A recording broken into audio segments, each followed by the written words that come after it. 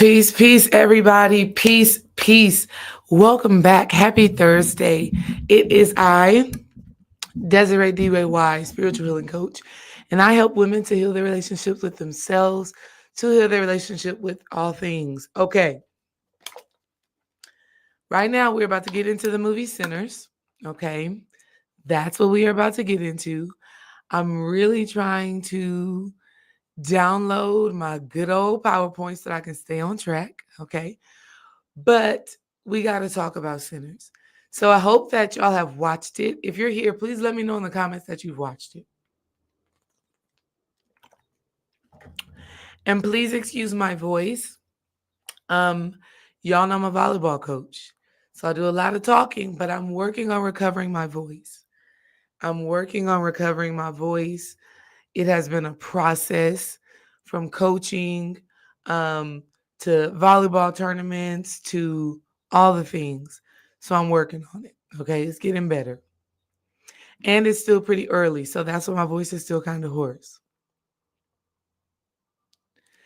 If you've seen the movie Sinners, please let me know in the comments. I would love to know that.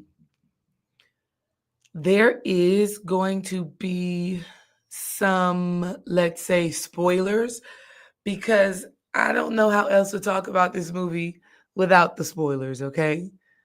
That's it. I feel like everybody has had enough time to go and see the movie if you were planning on going to go see the movie. Okay? And I want to also say this. I'm seeing this a lot, and it is so funny.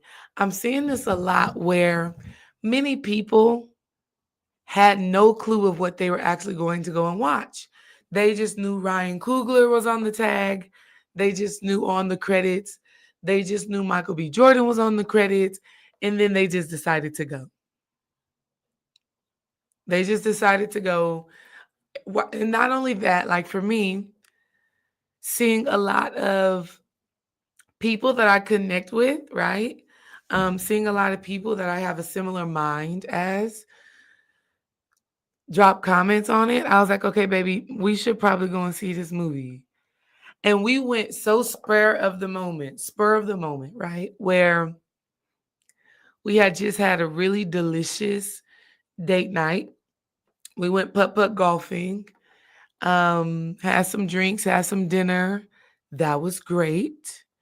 And we had a no kids kind of night. So such a blessing.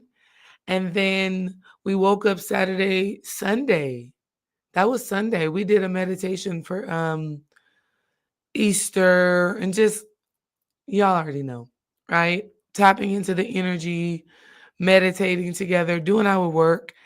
In some way at the end of that meditation that we did with our Patreon, we ended up saying, let's go see Sinners. Without never seeing I don't remember seeing a trailer for it at all. So we ended up going. Was it like that for a lot of y'all to where you were kind of unfamiliar, not really knowing what you're getting into, but you're just trusting the people who you have some sort of connection with and then deciding to go? That was totally us.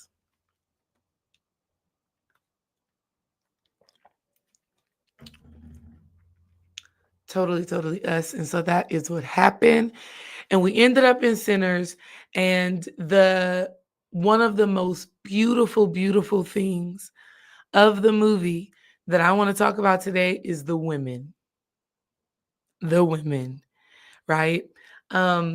If you were able to tap in a little bit with the women's energy and just appreciate their dominance in this movie, definitely let me know that in the comments because the women in this movie were so How you know I ain't for inspirational.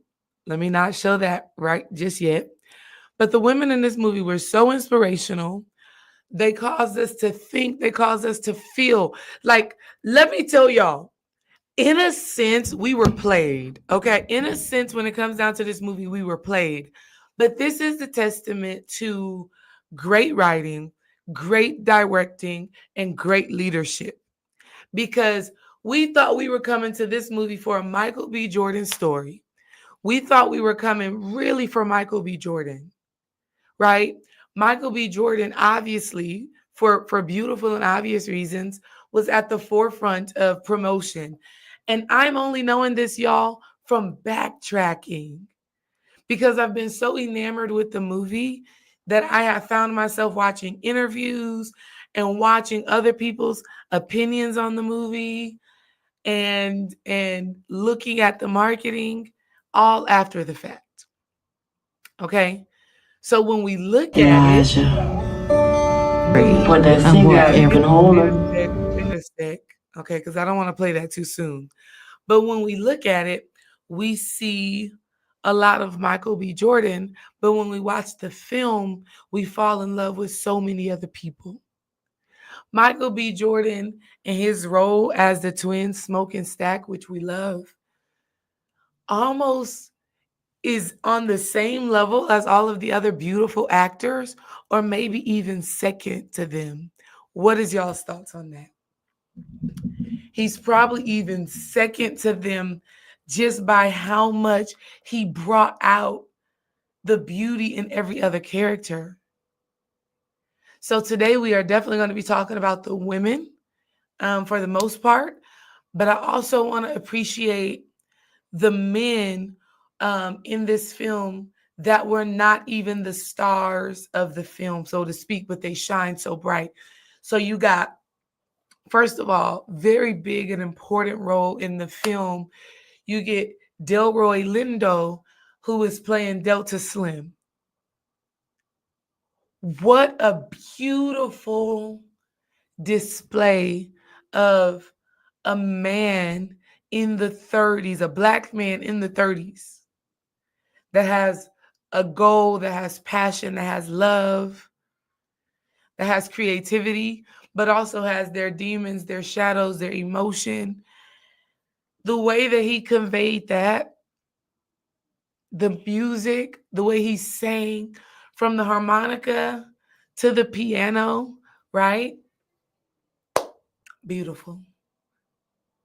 And then also the guitar being played obviously was a big deal by Miles Caden, I believe his name is. But I was just so blown away. I actually watched the movie again yesterday. So we saw it on Sunday, then I watched it again yesterday. And I actually would be totally fine with watching it one more time because you lean more deeper into each of the characters. And this is the first time in a long time that when it comes down to movies, that I really feel interested in all of the characters, where I want to go and watch and pay attention to each specific person. Because at the first time watching the movies, you're more into Michael B. Jordan. You're trying to understand that dynamic. And then you pick up on all the beauty of Annie and Mary and Grace, all the women. And then really, before you even get to the women, you get to the Michael, the Sammy character. And it's just so many beautiful layers to it. Okay. I totally agree with what Babe just said. It's tapping into our ancestors' DNA pulling movie.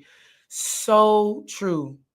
And so, as I've been watching the interviews, the way they have said Ryan Coogler has prepared them. Okay.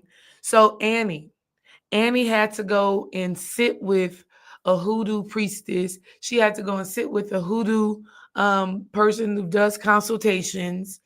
She had to go sit with these people to get a very grounded perspective on what this life is.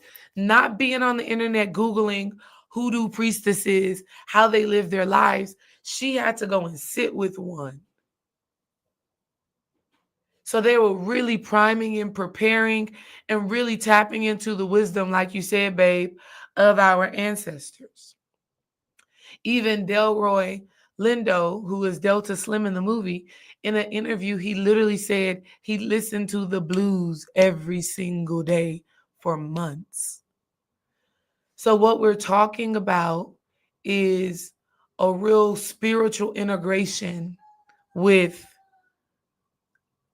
the ideas that they were seeking to convey. And so, that in itself is communication from our ancestors, from God, from the spiritual realm, as to what actually needs to be conveyed right now. And the interesting part about it is that whatever lens you view this movie from, that is what you shall find. Seeking, you shall find. And so I went into the movie with no expectations, just wanting to see. Many other people went into the movie with already having the lens of, let's say I'm a Christian, these are my belief systems, and so the way the movie is filmed or the way it is received from that individual person is within that frame, is within that box. Or a spiritual person who is into doing their ritualistic work, who is into their Palo Santo and their sage and their Florida water and their herbs. You go into it with that frame. I think for me, and this is such a funny thing, is that I really resonate with both realms, Christianity, or a religious realm, and the spiritual realm. I don't put myself in any box to say it's just this one thing. That just hasn't been my experience, right? And it's so funny because Dream and I were just having a conversation a few days ago where I told him, I wonder, and I often find myself thinking about recently the box that people may have put me in, right?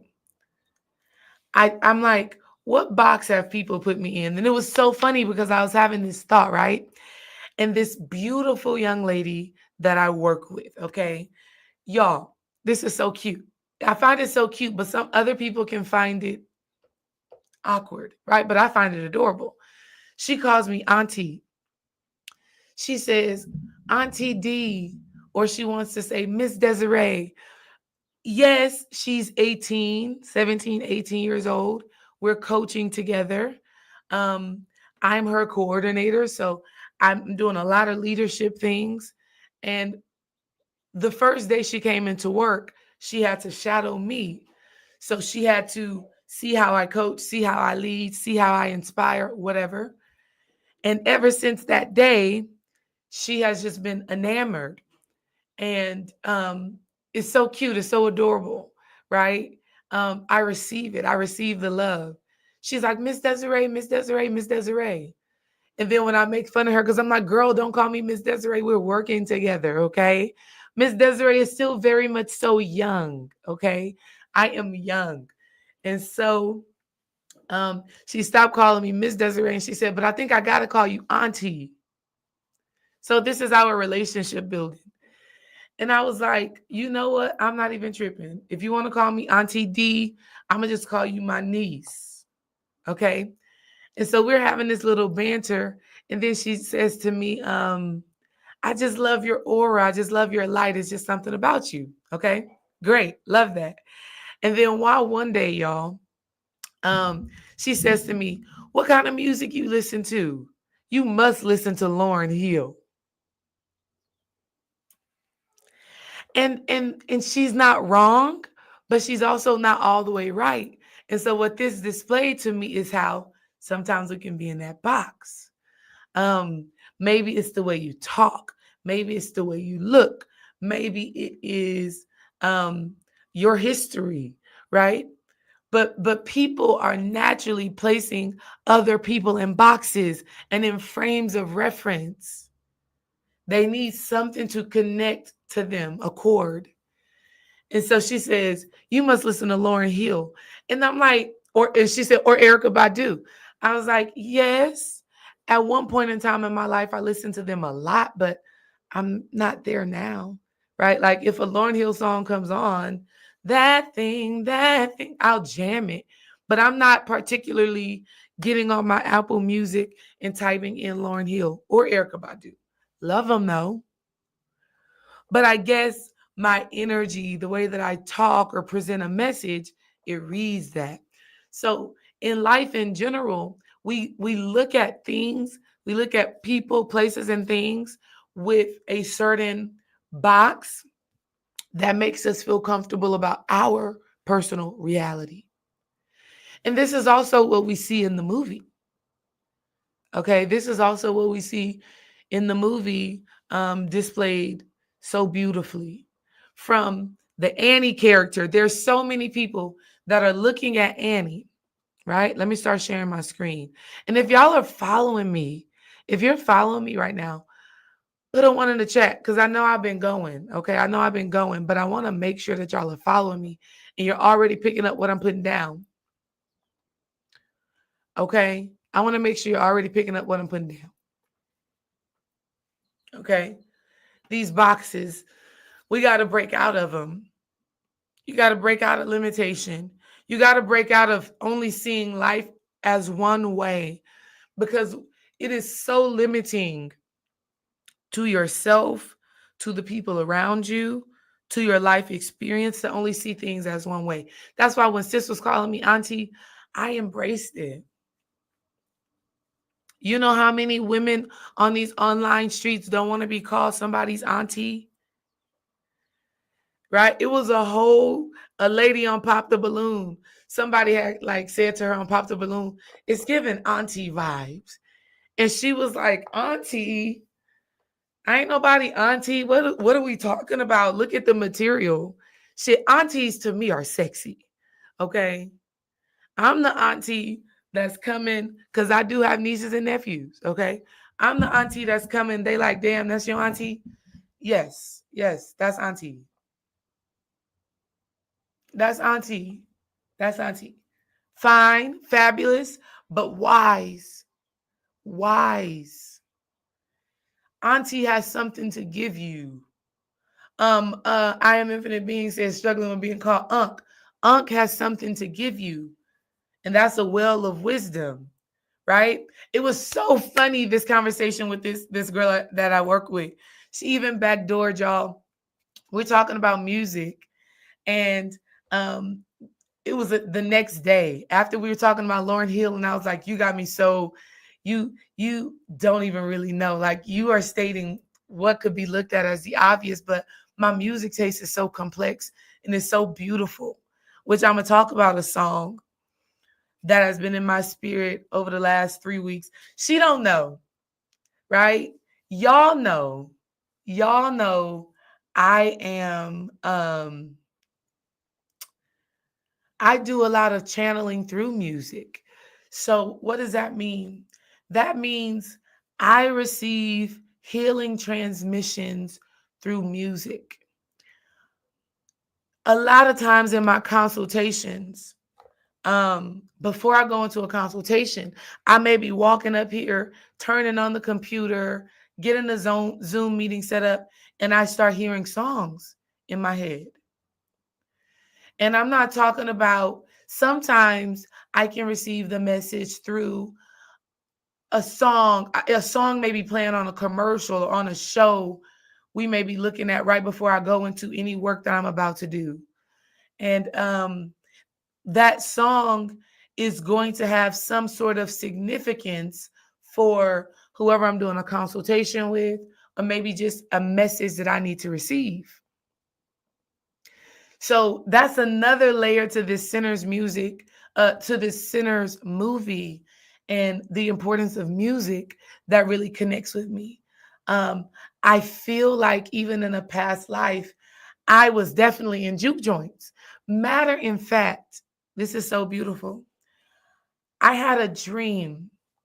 This was maybe 4 or 5 years, maybe 4 or 5 years ago, maybe even a little bit more, where I was starting to work with the ancestors, specifically my great grandmother, who Man, I want to say my great grandmother was born in the 20s,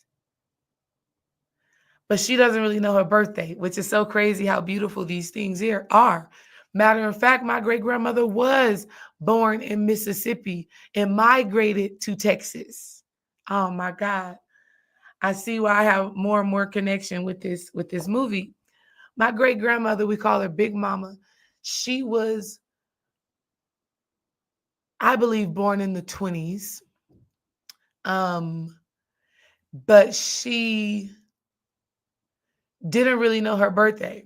She didn't know her birthday at all because she was born in Mississippi, but was adopted and brought to Texas, Crockett, Texas, to be specific, which we're going to Crockett, Texas this weekend. Is there any coincidence there? No. Um, and so she migrated or she traveled here to Crockett, Texas, left Mississippi, doesn't know her birthday.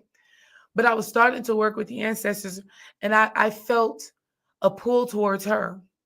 By the grace of God, my family has been blessed with longevity. Everybody in my family lives long lives. That's one of the blessings of my family, my direct lineage.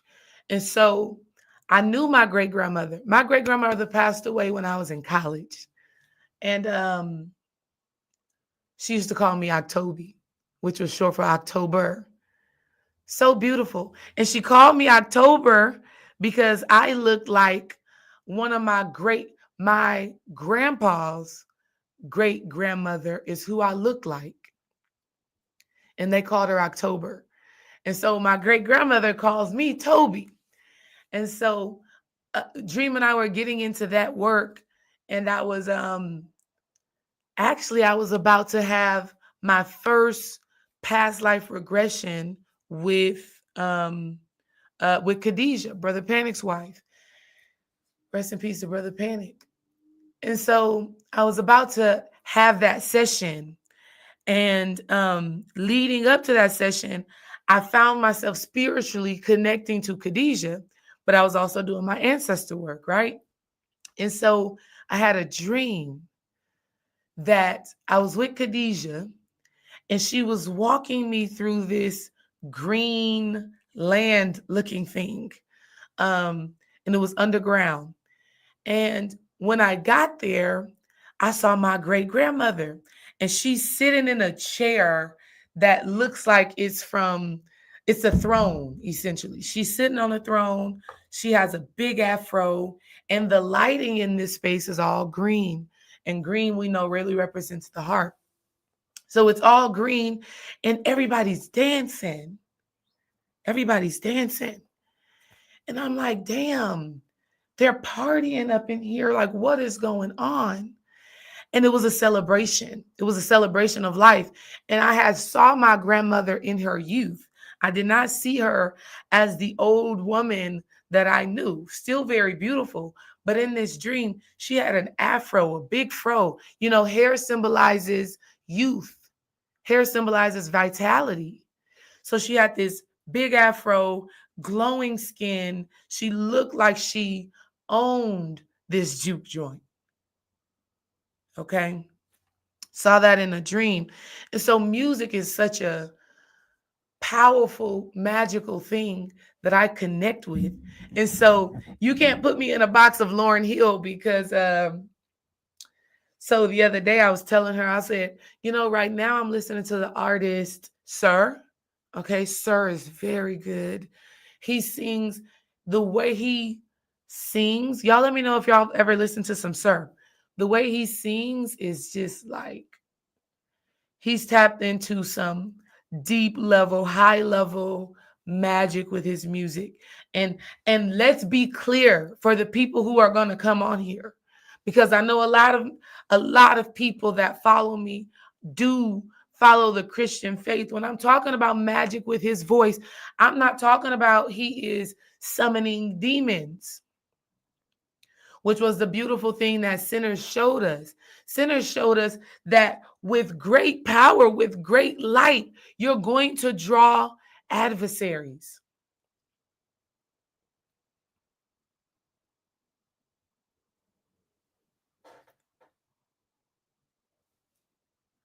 So, this is kind of turning into a whole sinner's decode, spiritually speaking, but it is what it is. I'm going to just flow.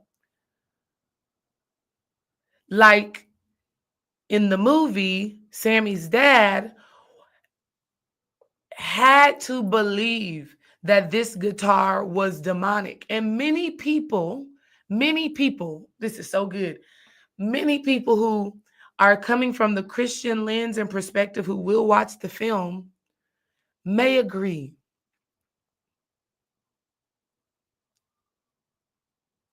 But it's such a limited perspective on the reality of our superpowers as human beings, as spiritual beings having a human experience.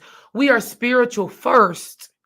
And for the simple fact that we are spiritual first, this means that there has to be ways that we manipulate and we dance with the spiritual realm. There has to be ways that we know how to create energy, that we know how to manipulate, that we know how to shift.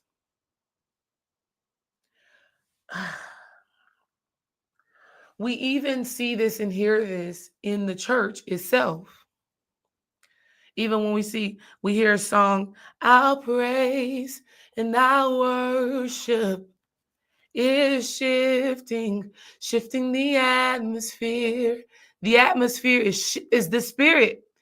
So if we're saying our praise and our worship is shifting the atmosphere, that means your voice, your singing, your gratitude, your appreciation to God is shifting things in the spiritual realm. That is what could be looked at as conjuring. Okay, so it is so limiting for the dad in this movie to say that guitar is going to bring the devil to you. But just as much as that guitar brings the devil, that guitar brings God. I mean, if you don't want the good and the light, which is what this movie displayed in us getting a stack and smoke, smack and smack. That's like me damn blending both of their names. Stack and smoke are the epitome of light versus dark, good versus evil, Cain and Abel. That's the story. The story speaks to God and the devil, angels and demons, sickness and health, the sun and the moon. That is life in itself. So just as something can be labeled bad, it can very well, and it 100% is also labeled good, depending on who's looking at it, depending on who's perceiving it. So, I mean, music and anything in the spirit has to be looked at from the perspective of this thing can only be what I decide to make it. Okay? That was a whole download and transmission, right? But we see so beautifully each character and the power of music and the power of our gifts in general and what our gifts really do. How we are moths to a flame, literally. And how within our magic, we let's learn to protect it. Which is why the very first woman that I had, well, the very first concept that I want to bring to y'all when it comes down to the women and sinners is that each woman, excuse my grammatical error there, I put women, it should have been woman. Each woman is embodying layers and levels of the mother. And so one of the things that I will always see life from is through the lens of a mother. That's one box that I'm not getting out of. Because I understand the mother is such a multifaceted thing.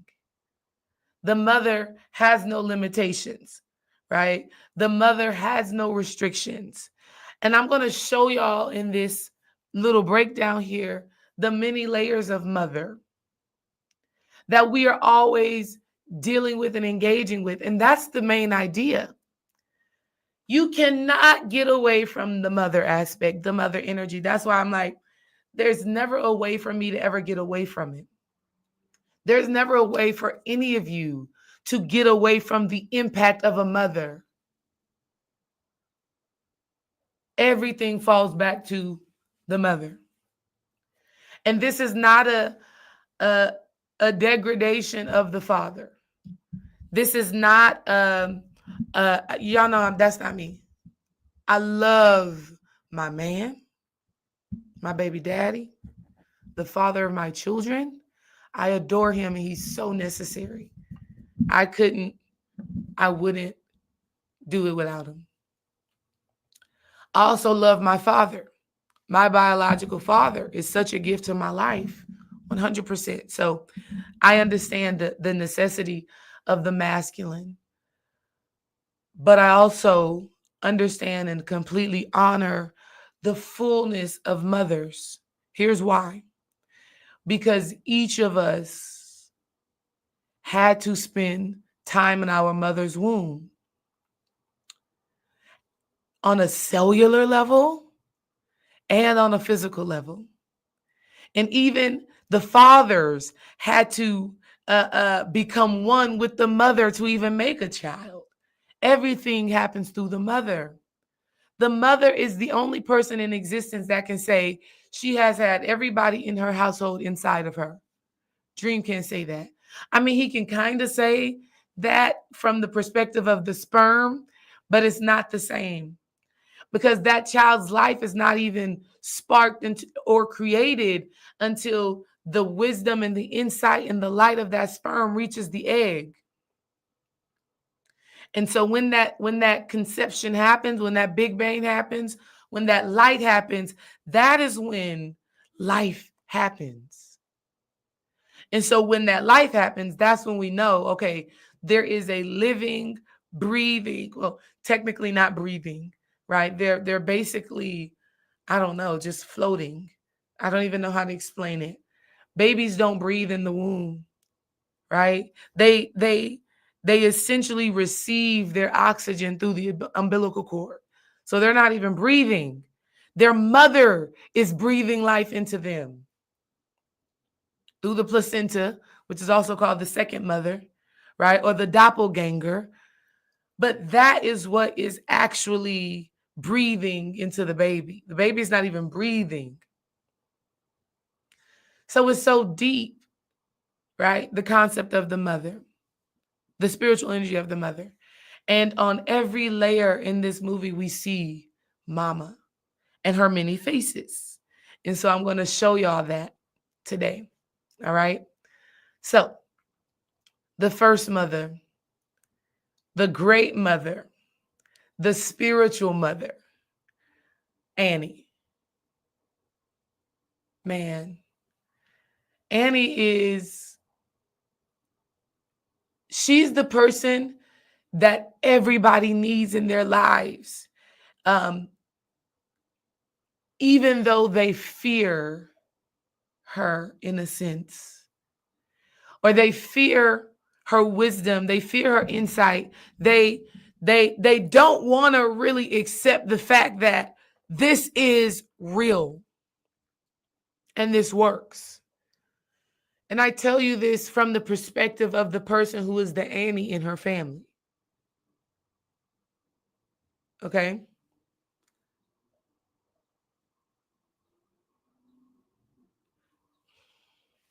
Annie knows the reality of what we're dealing with, which I really wanted to show. I really wanted to show scenes from the movie, but it was just it was going to take too much for me to go and find those clips. But y'all are going to know what I'm talking about if you watch the movie. Okay? First of all, Annie's level of compassion, Annie's level of raw, actually, let me backtrack. Annie's level of spiritual wisdom, got to go there first. From the first time we see Annie, she comes out and she first again compassion, okay, for Smoke as she observes him tending to their child's gravesite. And then when he comes into her sacred space, right? And he is talking so like pompously about what power is, about what money does, right? She reminds him, it is my prayers that have kept you safe. And it is her willingness to go beyond blind faith. It is her willingness to do something, to use her hands, to use her love, to use crystals and herbs and smoke and candles and all the things. It is her willingness to say, these things have a spiritual purpose. I'm going to combine them all. I'm going to put my love, my essence into this, and I'm going to know that this is going to cover you.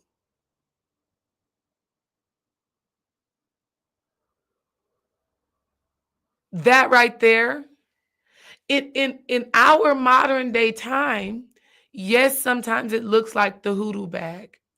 Sometimes it looks like the mojo bag. And it looks like that for me in my house. For me in my house in different ways. Okay? I got a weekly spiritual ritual that I do that continues to protect and bless us. Let me tell you how I know.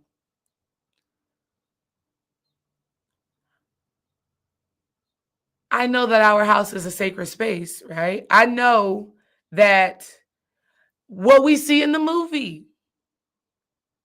Do you invite evil into your home? Right? The devil knocking at the door, coming in the face of many different people. Okay?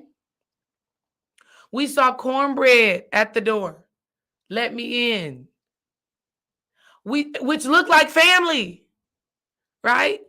From the outside looking in, cornbread is family. He was just working with us, getting this money. I love him. It looks like Mary, somebody you've been known for years. You call them family. You love them. They love you. And then sometimes it looks like Ramek, the Irishman. Sometimes it's obvious. Sometimes it's obvious. Oh, you can't come two steps close. You can't come 2 steps away from my door. I need you to be you can't come close to my door. Ain't no way in hell you coming in. It's obvious. I can see that you're evil. I can see that you don't have the best interest in heart of my family, of me, of our well-being. So it comes in both ways. It could be your sister, your brother, your cousin, your mama at the front door, bringing with them quote unquote evil, which really could be low vibrational energy, which really could be depression, because we see this a lot, which really could be brokenness or brokenness. Okay? The evil is not just, I hate you, I don't like you, I don't want you to succeed. Sometimes it's just the baggage that they're carrying with them that you don't want to bring into your house. Dream and I used to have a friend, a couple that was our friend. They were a husband and a wife, just like us. They had children just like us, very similar to us. But something that we noticed that is that every time they came to our house, they argued. And when they left, we got into an argument.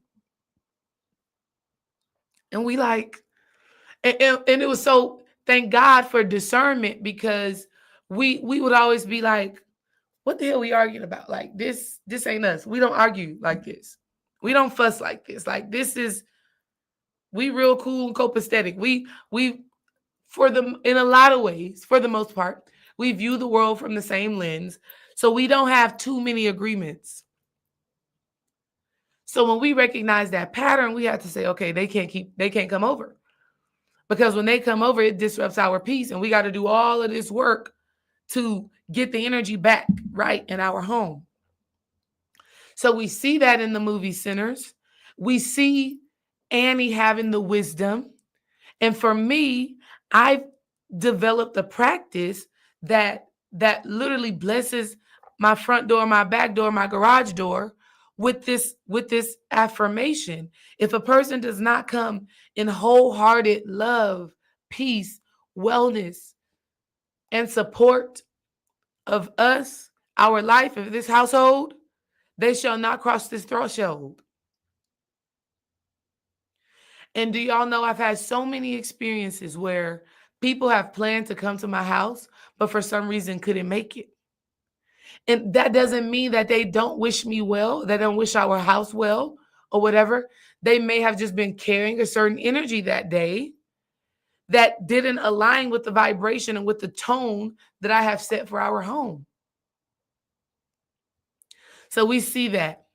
And we see Annie as the well of wisdom who can already predict and foresee this.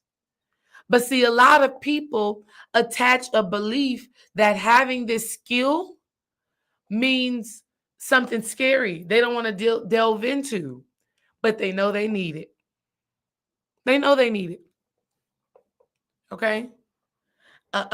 Most of my friends would and I say my friends meaning the people that I grew up with, right? The people that I grew up with. I have made friends in this from going live on YouTube and meeting people online who 100% understand this. What I do, what I talk about, the practices in my home, they're 100% like, yeah, we get it. But I have a lot of friends who don't necessarily get it. But for some reason, our relationship stays the same. They come over, they bring gifts, they love me, I love them.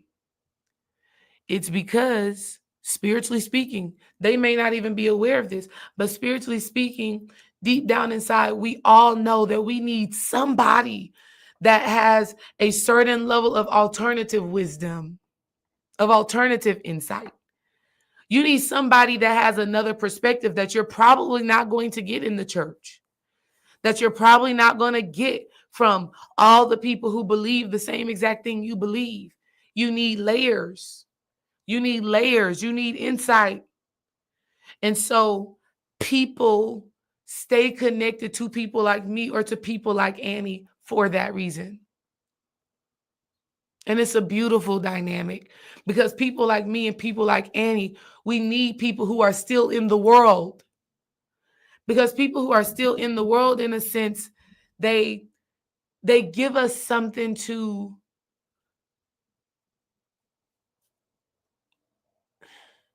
it's a groundedness. It's a groundedness. It's a love. And Annie said this. Let me play this video real quick. My grandmama taught me to keep you and that crazy brother yours. How you know I ain't free and work every root? My grandmama taught me to keep you and that crazy brother yours safe. Annie is a healer, a conjure woman. She practices hoodoo, and she is Smoke's other half. You still got that mojo bag. Why you here, Smoke? What you want with me? You won't make me say it? Soil of my soil, bone of my bone, blood of my blood. Bless you. So good. So good. How you know all them prayers and them spells and root work, all of that root work her grandma gave her. How you know that ain't keeping you safe?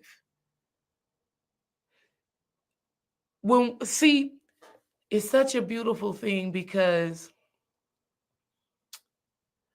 I feel so blessed. I feel so blessed to be able to pour into people spiritually. It's such a gift to me. And so maybe it's just like the law of correspondence. Maybe it's just the law of karma. Maybe it just is you reap what you sow. Maybe it's just that makes me feel so drawn to speaking life into people and covering people and giving people insight and going live like I'm doing right now, right? Maybe it's that, but I feel like it's something much deeper. I feel like it's something much deeper. I feel like this way of life is literally a purpose and a calling. I know it's who I'm meant to be and what I'm meant to do. And so, if that's the case, I wouldn't have a purpose if I wasn't still connecting with people who are still in the world or people who are in a space where they are uh, um, needing support and growing and coming out of. So it's people who maybe have the knowledge but don't integrate it or live by it. It's people who may have no awareness at all. It's those people who give people like Annie or people like me or people like you a purpose and a medium to express that sacred work. Are there any of y'all in the comments who are listening who feel like that?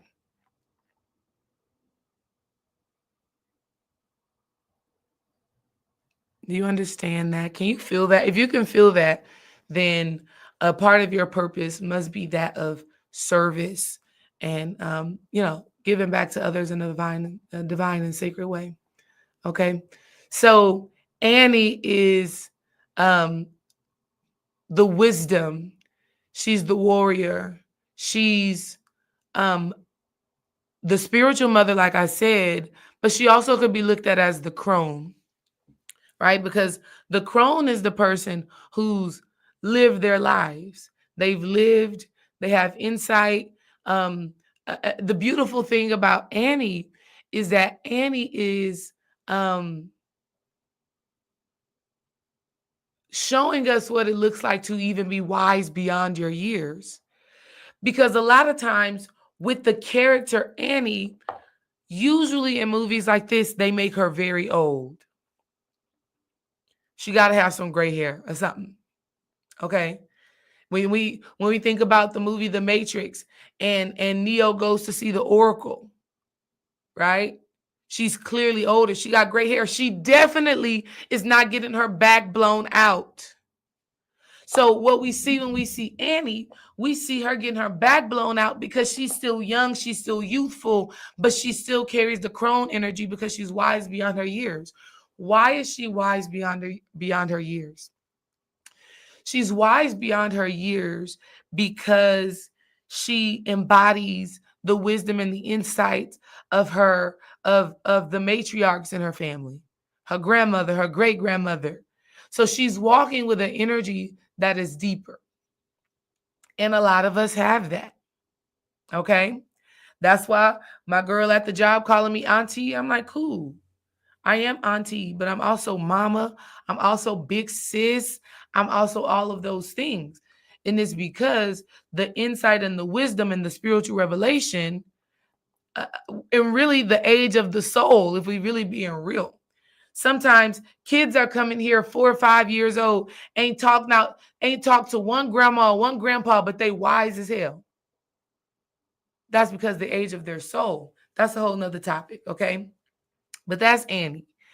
And I loved Annie being loved on. I loved Annie representing that spiritual warrior, the prayer warrior, the magician, okay, but also the fighter, because Annie was the one that knew, okay, she first said dealing with a haint, and then she said, okay, these some vampires, these ain't no haints.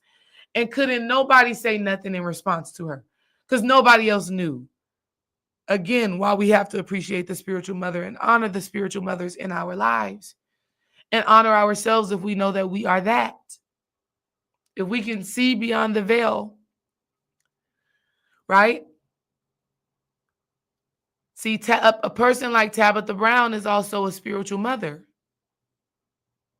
But everybody calls her Auntie Tab. See, that's another reason why I'm embracing being Auntie, because Auntie Tab is the inspiration. Okay? But Auntie Tab is also a spiritual seer. She's a spiritual mother. I don't know why Auntie Tab just came up. She's definitely being blessed by God in a big one, right?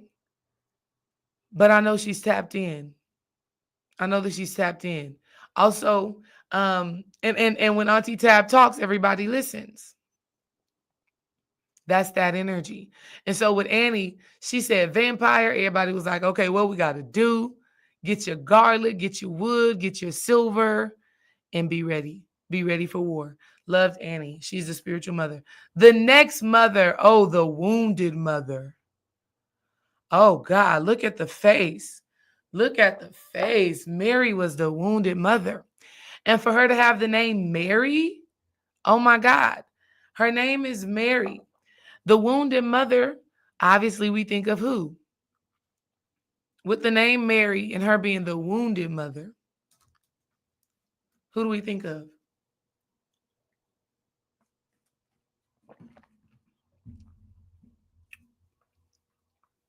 Y'all let me know. The wounded Mother Mary. Mother Mary, whose son, right? Whose son was crucified, according to, she said Lilith. No, I was not going with Lilith.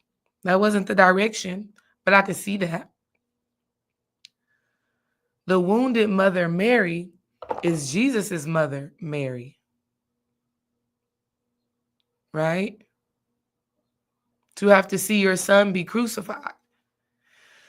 Now, the reason why Mary actually connects with the wounded Mother Mary, and why she is the wounded mother, is because, one, she was grieving her mother. She was grieving her mother. Okay? So she has the mother wound, making her that. She has the mother wound. Okay?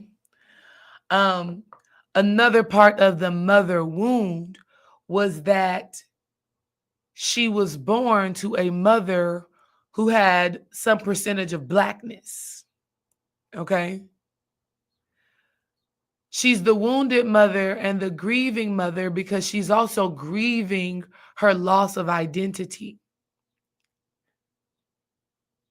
We see this a lot of times too, where people go through a grieving when they're being asked to shift. It can be very scary. I was talking to one of my coworkers about this. The loss of identity feels like death. The loss of identity is death. We call it ego death because ego is the identifier. Ego is the thing that says, this is me, this is what I am, this is what I do, that's all ego. Which is why I'm so glad that Annie was able to have to be a love romance of Smoke, the wiser of the two brothers. I was so glad that she was able to grab him and say, your body remembers me. First of all, there were some iconic mother, like, reading for the gods lines in this movie, coming from the women and the men, but coming from the women. Sis said the iconic line of Annie. First of all, everything spiritual that she said was absolutely iconic. Okay? That mojo bag ain't protecting you. These prayers ain't protecting you. Iconic. Her saying, okay, we need this, and this. Her standing up to Cornbread when Cornbread was at the door. And he's like, I ain't even talking to you. It was probably your fish sandwiches. And she was like, go ahead and say what it is, that you dead and you die. Every word Annie said was iconic. But one of the greatest ones is when she kissed that man and she grabbed that crotch and she said, your body still remembers me. Baby, that's so damn spiritual. That's so spiritual and physical. Okay? Spiritual in the sense that when we are connected with somebody, when we share children with somebody, there's a level of familiarity that happens, obviously, spiritually. We already know there's a cord that connects us, right?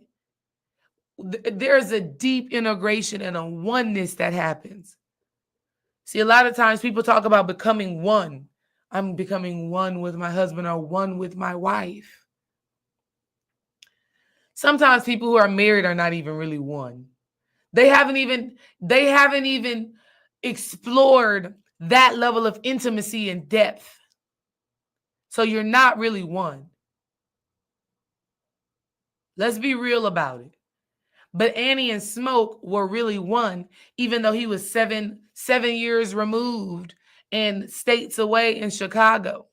That oneness is not just severed based off of time or proximity.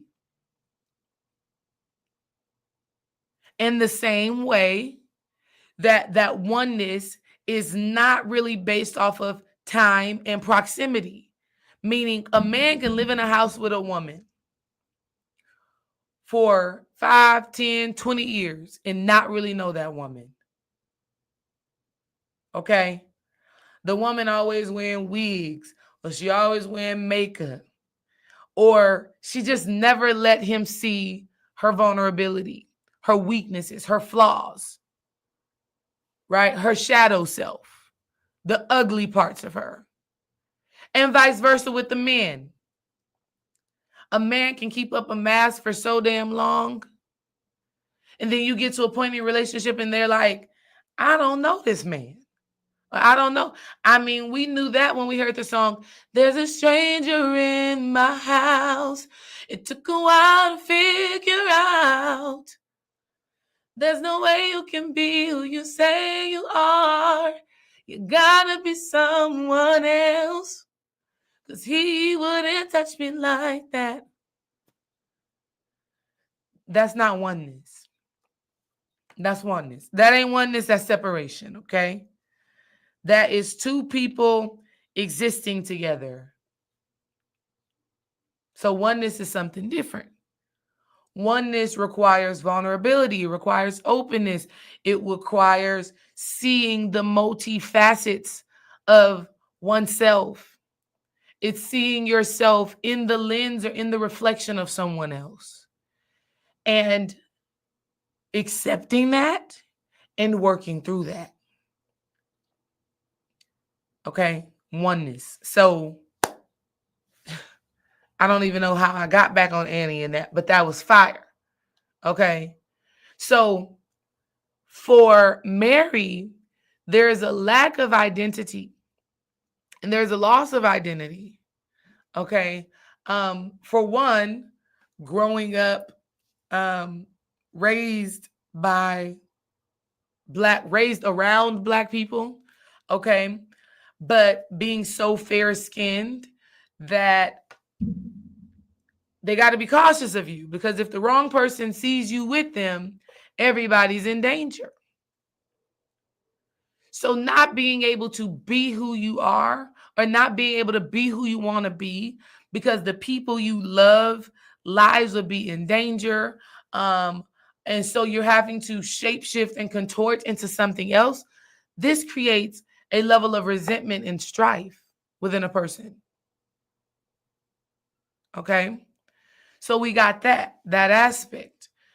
And so what we see with Mary and her being the wounded mother is what we see a lot of times. Now, this is going to be a little bit deep, but it's been deep, so just walk with me. There are some mothers that in their hurt don't actually know how to love for real.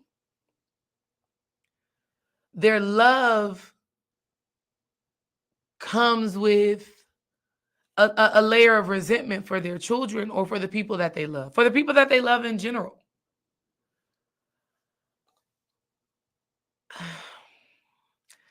We've seen this so many times. We see this in the mother who has been hurt by the father of her children. And therefore, she never really allows herself to embrace her own kids. Because when she sees the kids, she sees their father. So she has that resentment. You see this in the mother who wasn't that attractive. Maybe she was called ugly growing up.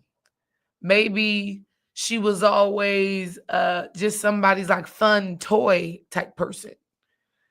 But she has this beautiful daughter who is light. And when I say light, I'm not talking about skin.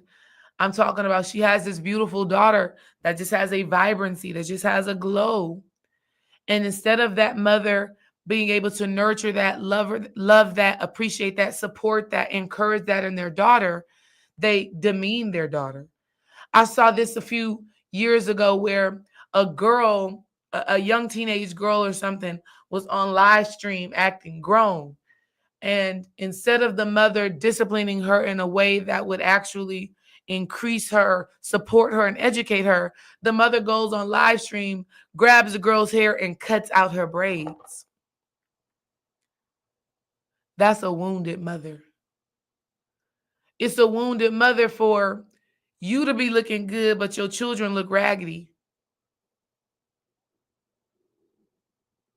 So when we have situations like this, these wounded women drag people down into their misery, right? Because they don't know better. And I see both sides of Mary. I see both sides of Mary. Mary is still technically a Black woman. Okay? She's a Black woman who is wounded and who is hurt. I am not saying this because Mary is white presenting. Do we understand? I'm not saying this based off of racially. I'm saying this based off of Mary's behaviors.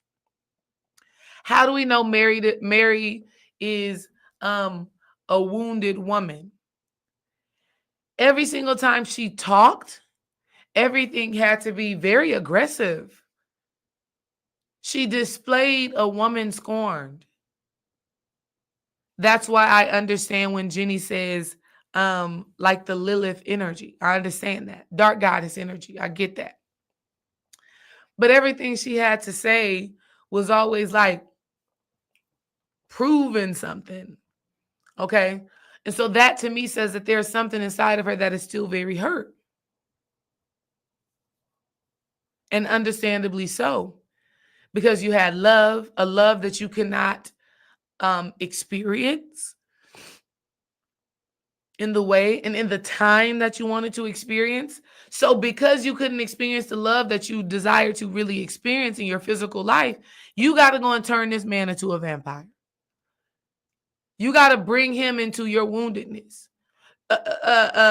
Stacks was living his life. Okay? Stack was making his money, serving his community, doing something with his brother, putting his little cousin on. So Mary had to convince Stack that the life he was living was not good enough. Okay? That's some wounded mother shit. Fortunately, it ended up working out for both of them in the end. I love that for her. I love that she got to have that love. Okay? Because now, interracial relationships, hey, do you? Okay? But she still embodied the wound and needing to be a savior. Mother Mary had to birth Jesus to save humanity. Okay? Mary wanted to save the boys' night, make sure that they made enough money. So she moseyed on out there and used her proximity to whiteness to say, show me the money. What's actually going on? Not understanding that she's actually putting them in harm's way. Not understanding that she's actually limiting their ability to rise up for themselves and to figure it out for themselves. There's a way that we go about supporting people as they are healing and as they are growing. Okay? Let's keep going. Oh, the Mother Grace. Grace, girl. Grace. Grace was the epitome of blackface white market. There's a book. There's a book on business. Looking for it. Am I going to see it? I don't see it right now, but I do see something else I want to show y'all.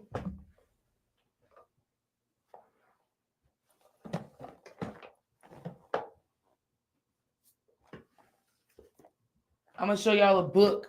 If you're trying to be on your Annie stuff, you need this book. Caught my eye, so I'm like, let me show it. The Complete Book of Incense, Oils, and Brews. Yes, Lord. Yes, Lord. Look, I done even opened it up to different types of mojo bags. Okay? Different types of mojo bags. Protective sachet. Dill seed, caraway seed, flax seed, and a pinch of salt. You trying to be on your Annie bag? You need this. You need this book. Real easy book. And then I would even take it a step further. Here's what I would say also. You need to get creative on these things yourself. So you look at the herbs and such, okay? Let me see if it's right. Boom. Let's read cardamom. You look at the herbs and such to give you an idea of what it is you're trying to create or invoke. So this says cardamom is deliciously spicy. Cardamom essential oil brings a nice jolt of energy to love and sexually oriented formulas. So if you needed some, and I am not an advocate. Let me be very clear. I am not an advocate of putting spells on people. I am not an advocate of manipulating people, seducing people. I'm not an advocate. I do not agree. 10 out of 10, do not recommend. That is not who Desiree D. Ray Wise is. That is not my work. I want to be clear. What I am an advocate for is protecting yourself. What I am an advocate for is you setting intentions and you connecting with things that support your development and your growth. Like, don't get it twisted. At nighttime, after I take a shower, I rub on me some rose oil, okay? Or some jasmine oil or some lavender. And I talk to myself and I say affirmations. I am so beautiful, well rested, taken care of, loved, adored. Do all the things. Y'all know I've taught this in all of my womb alchemy classes. I've taught this. I do this. I live by this. Now, if I walk out into my bedroom, which I do this quite often, and dream just so happens to get a whiff of jasmine, a whiff of rose, a whiff of patchouli, who knows what I got on? If he just so happens to get a whiff of that and decides that he desires to connect with me, then that's just what happened. Do we understand? That's what I'm for, just to be clear. So get this book, okay? I ain't gonna tell y'all no more stuff about it. Get it if you want it. The Complete Book of Incense, Oils, and Brews. Another reason why I say all of what I just said is because if you are an advocate for placing spells on people, no matter what type of spell it is, right? Whether it is you're finding love or you're getting revenge or you're doing anything that is not solely about your own protection, your own safety, your own whatever, like we saw Annie do, then you are just like the vampires in this movie. Because what you are doing when you decide you're gonna put somebody in a box or put them in the ground or whatever, you have just restricted them of their free will and their ability to choose. When all your focus should actually be on is the true understanding that if there is no enemy within, the enemy without can do us no harm. So if I protect my home, if I protect my mind, okay, if I make sure that I am putting out only that which I desire to receive back, anything anybody throws at me cannot be penetrated into my space and into my being. That's all the work that I need to do. Period. Okay? That's my work. That's my focus. That's my goal. Got it? And if anybody just so happens to come with that smoke, I've been equipped with the skills. So Annie really showed us that aspect of protection, covering, whatever. Let's get back to Grace, okay? I was looking at that book. Sorry, y'all. It took a little side note, right? But the book I was really looking for is called Blackface White Market. Dream told me about it. I believe he found out about it from Brother Yosef. And this is a business book. And the business book really deep dives into Asian culture, right? Chinese culture when it comes down to doing business. One thing that we know about Chinese people and Asians in general is that they ain't just taking the bare minimum for some shit. They want you to you gonna have to come off something. This type of behavior, right? This type of think about Asians when you go. This hasn't happened to me, but I've seen it a lot of times where, let's say, a black teenage kid goes into a store. Them Asians looking. What are they doing? They're protecting. They're protecting their business. They're protecting their assets. They're protecting whatever they feel like they need to protect. You understand what I mean? So she's the protective mother. She's the protective mother. Okay. And we don't want to sleep on the concept of Asians, right? To think that it's only like Chinese, Vietnamese people who live their lives like this. Asians is also included people who are from the Indian continent or the Southeast Asian continent. These people are also called Asian, Indian, Pakistan, all of that. This culture of people, black face, black heart, something like that. Sorry, baby. I misread the book. But y'all understand, okay? Asians from Chinese, Vietnamese, even the Thai people are very nice, actually. Thai people can be very kind. I like a lot of Thai people.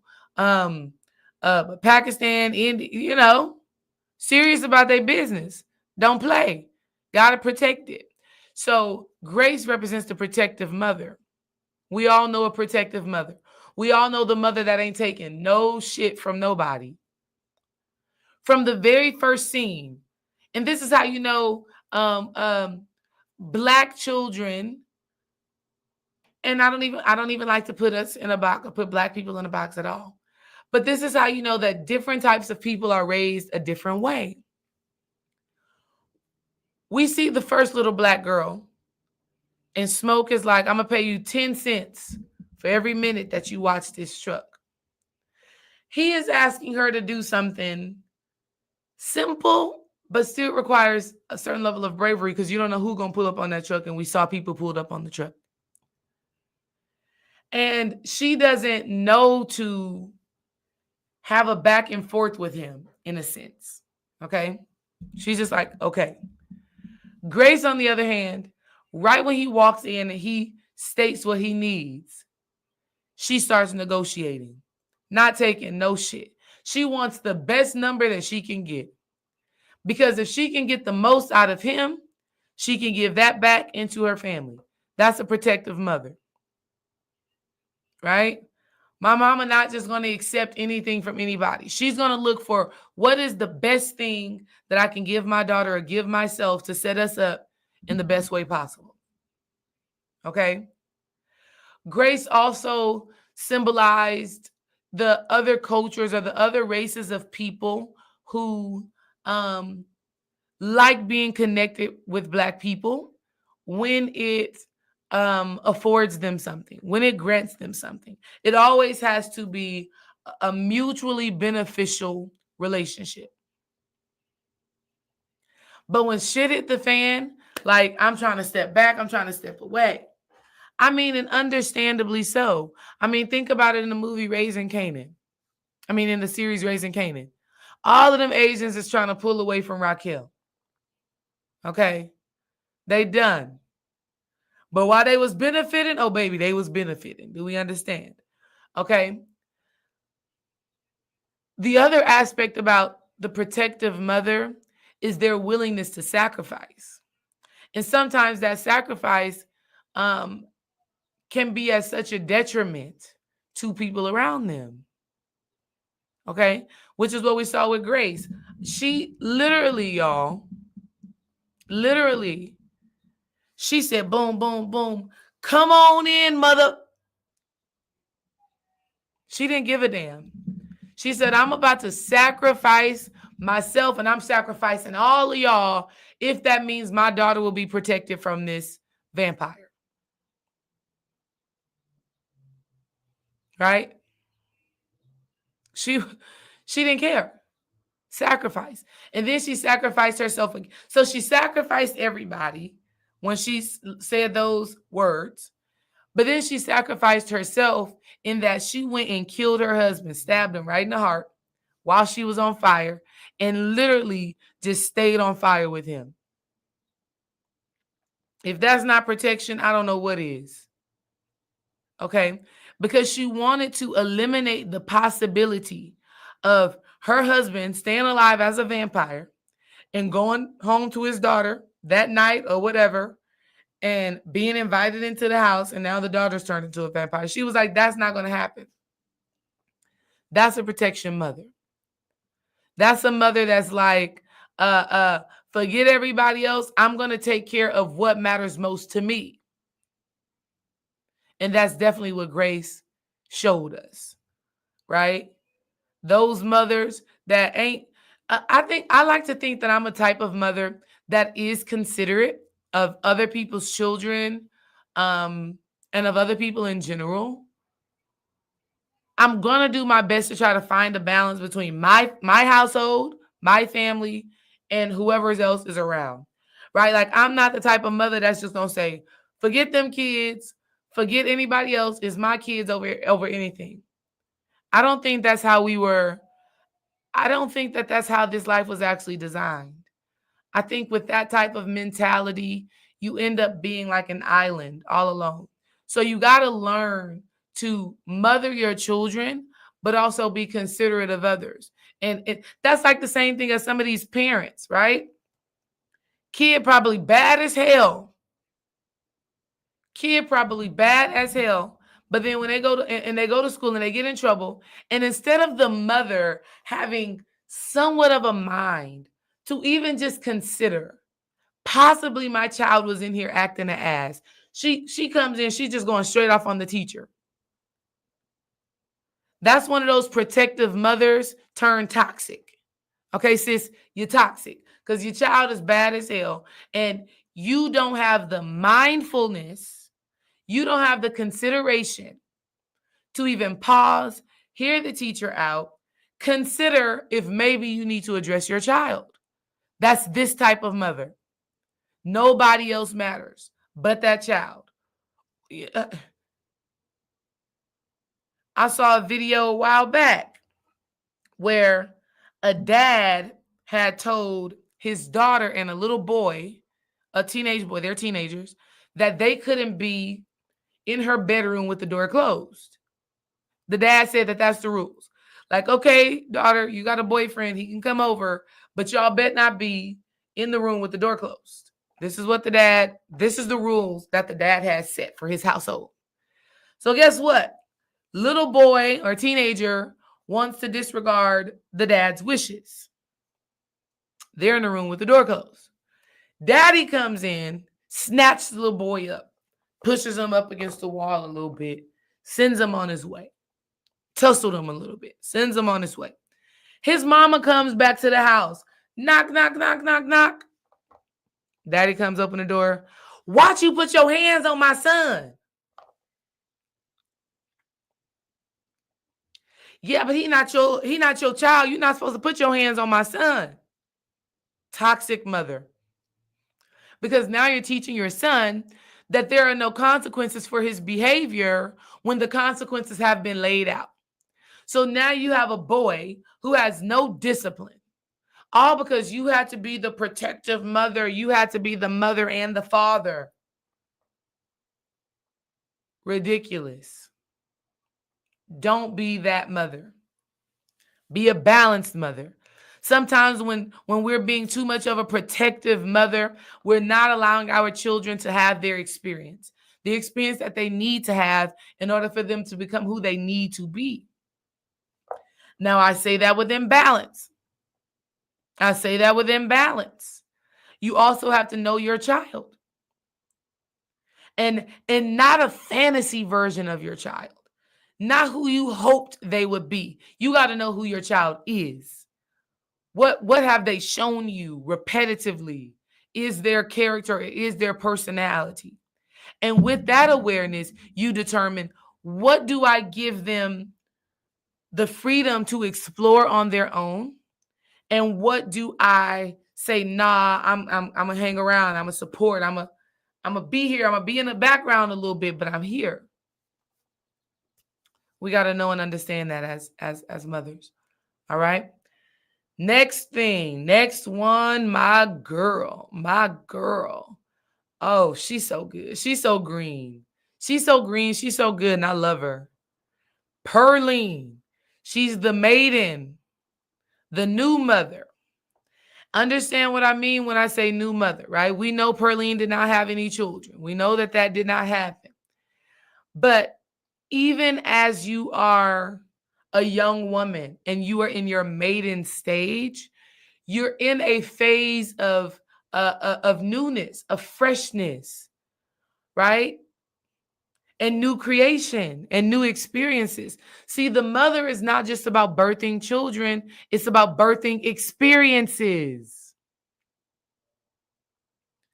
It's about birthing experiences.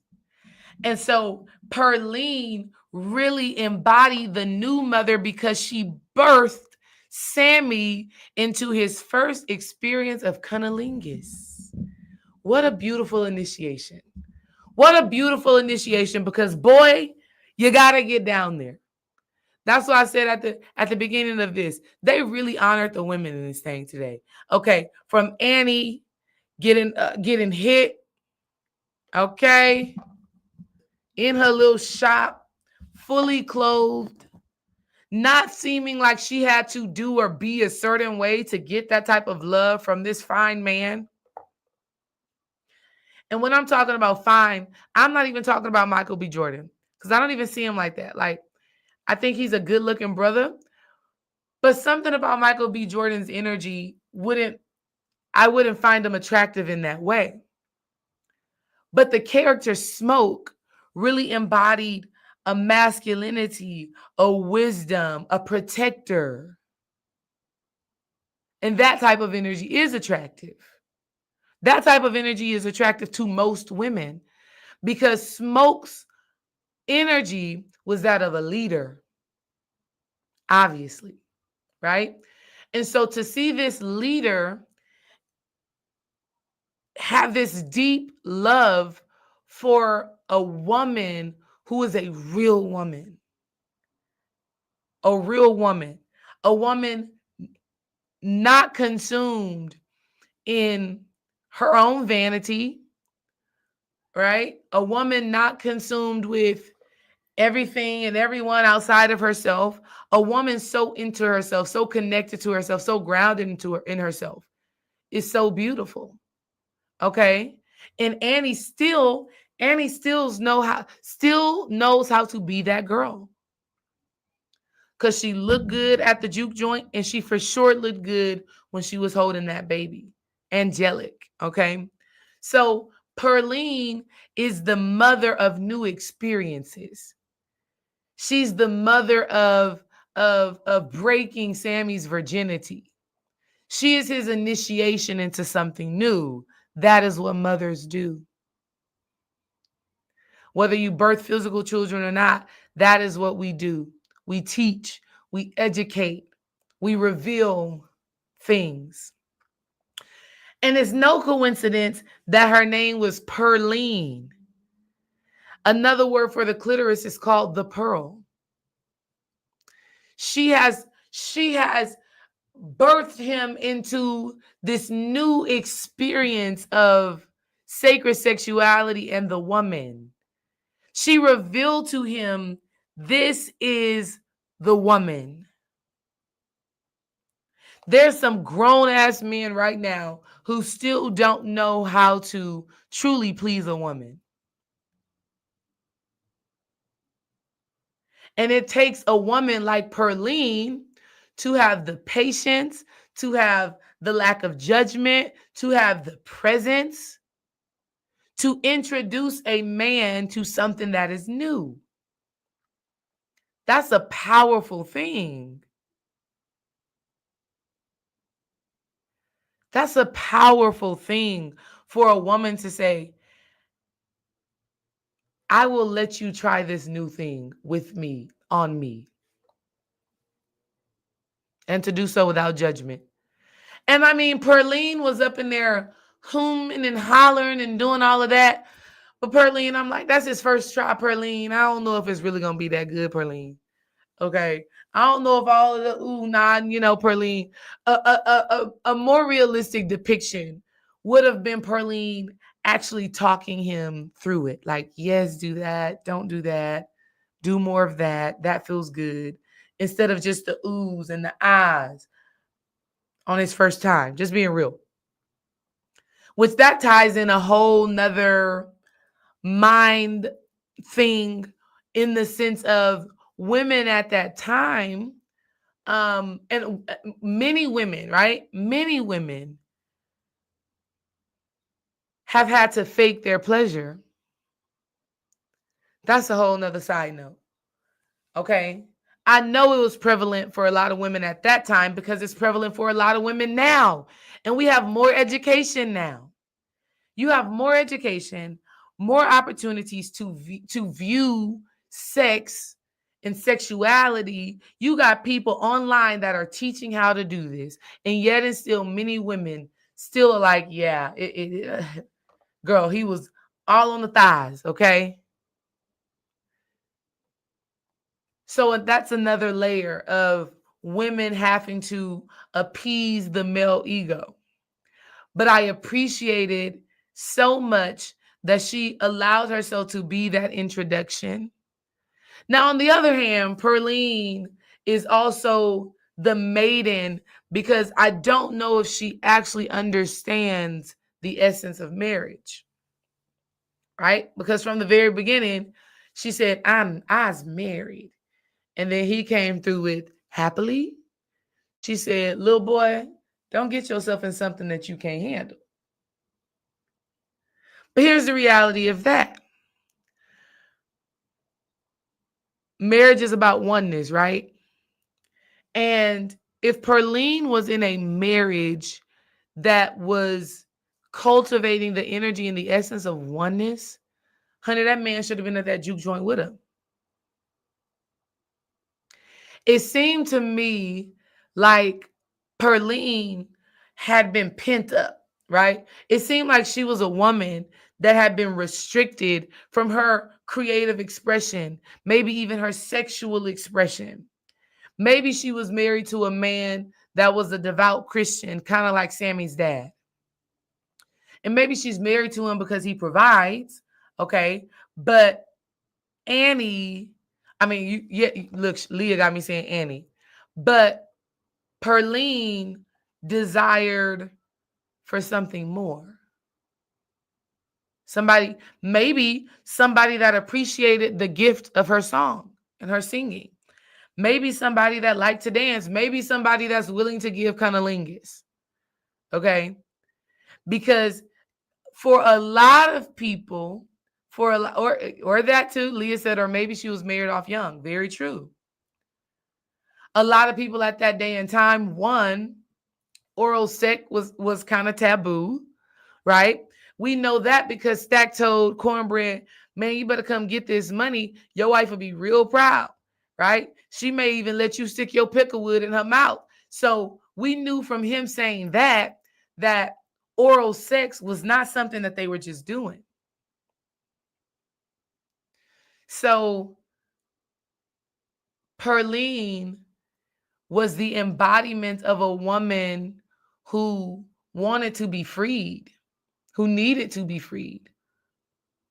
And going to this juke joint was an opportunity for her to do that. Okay? An opportunity for her to be free, an opportunity for her to experience, an opportunity for her to dance. Hell, in her singing scene, she was on her hands and knees, basically in doggy style and growling. She had to let the cat out. Do we understand?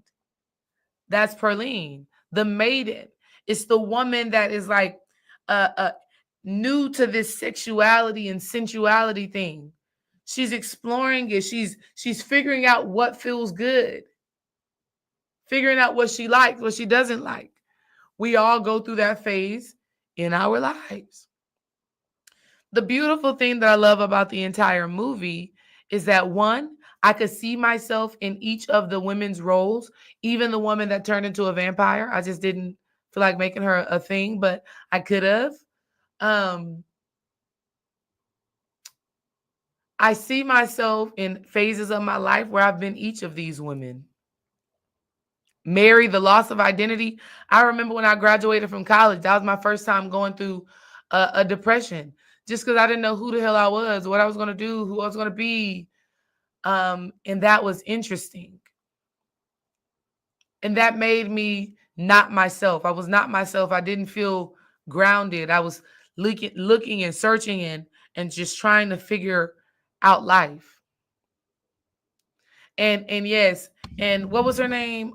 Mary was so wild. She said, you've been stealing all your life, but you scared to steal this for the night? Sis. Very raunchy, okay? Very raunchy, very not so demure, but very strong, okay? Very strong.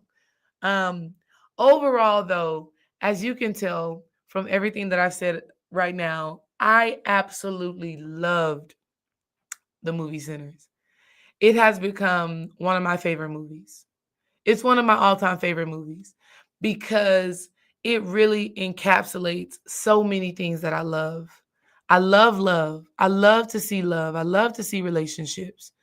I love the power of a Black woman who knows herself spiritually and holistically. I love seeing that. I love seeing a Black woman grounded in her spirituality. I love music. Love music. And I love a story. I love a story that has a meaning. And I love something where I could sit with it for a while, think about it for a while, and take something so beautiful away. I love that. Okay. And so I love that this story fits so perfectly with the work that I'm doing right now. I'm going to go ahead and put this out here. Ladies, for the entire month of May, and I've already started, I started last Thursday talking about the mother, talking about Mayat. I'm doing that leading up all the way to Mother's Day. And then by the time we come to Mother's Day, I'm going to have something awesome for all the ladies So stay tuned. This was just a great depiction of how the mother shows up in so many ways. And I'm just grateful to be able to share it with y'all. I love this movie. And I'm so excited to see what else Ryan Coogler does and everybody else. It was such a masterpiece of all the people working together. And so, yeah, that's my message on this. Um, this has been great. This has been great. Just my perspective, okay? Take it with a grain of salt. Just my perspective, my viewpoint. If you feel encouraged to share this, do so. Share it with some people who may want to see a different type of perspective. All right? Peace and love, fam. I'll see y'all next time.